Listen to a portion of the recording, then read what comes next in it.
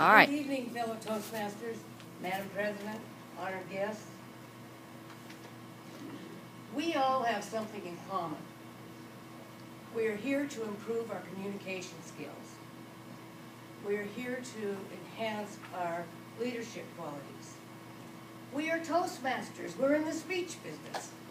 Tonight I'm going to do a reading of a speech that a man did, excuse me, in 1855. His speech made him famous. And who's to say that someday we won't do a speech that'll make us famous? I had an idea this afternoon. I just can't imagine him going into the courthouse in 1855 thinking, you know, I could just hear it all now. 2012, they're going to be reading my speech at a Lake Charles Toastmasters meeting. I don't think that's the way it happened. I'm going to run a slideshow, and while you watch it, I'm going to tell you about the man, George Best.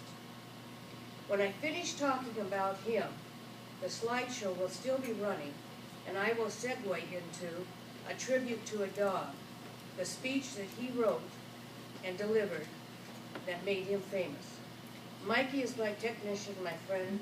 He's going to get the ball rolling.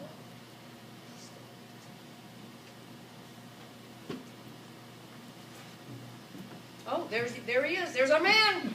Yay!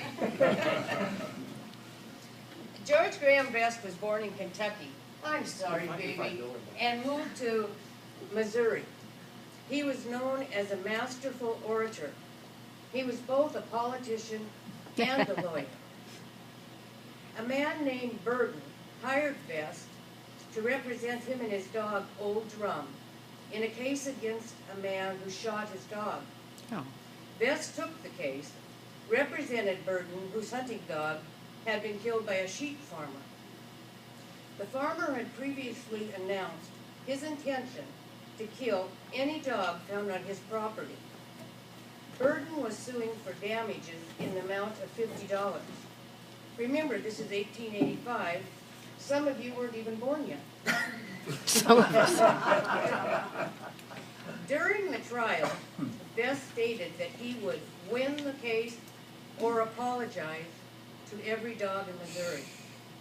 Best's closing argument to the jury made no reference to any of the testimony offered during the trial, and instead offered a eulogy of sorts. Best, A Tribute to a Dog, is one of the most enduring passages in American courtroom history. Tribute to a Dog by George Graham Best, 1855. Ladies and gentlemen of the jury, the best friend a man has in the world may turn against him and become his enemy. His son or daughter that he has reared with loving care may prove ungrateful. Those who are nearest and dearest to us, those whom we trust with our happiness and our good name, may become traitors in their faith. The money that a man has, he may lose. It flies away from him, perhaps when he needs it most. A man's reputation may be sacrificed in a moment of ill-considered action. The people who are prone to fall on their knees to do us honor when success is with us may be the first to throw the stone of malice when failure settles its cloud upon our heads. The one absolutely unselfish friend that a man can have in this selfish world, the one that never deserts him, the one that never proves ungrateful or treacherous, is his dog. A man's dog stands by him in prosperity and in poverty, in health and in illness. He will sleep on the cold ground when the wintry winds blow and the snow drives fiercely, if only he may be near his master's side. He will kiss the hand that has no food to offer. He will lick the wounds and sores that come in encounters with the roughness of the world. He guards the sleep of his master as if he is as constant in his love as the sun in its journey through the heavens. If fortune drives the master forth, an outcast in the world, friendless and homeless, the faithful dog asks no higher privilege than that of most accompanying him, to guard him against danger and to fight his enemies.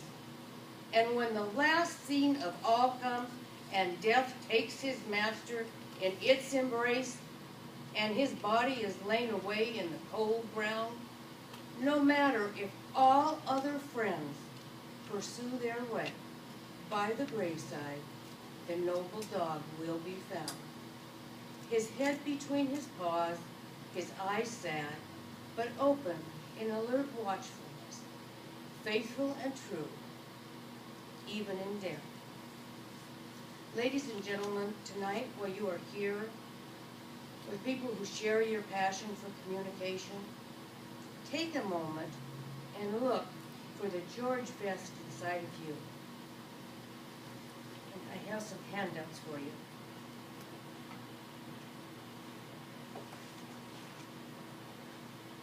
Got some pictures of my dogs. Those up there. And the speech is written on the back.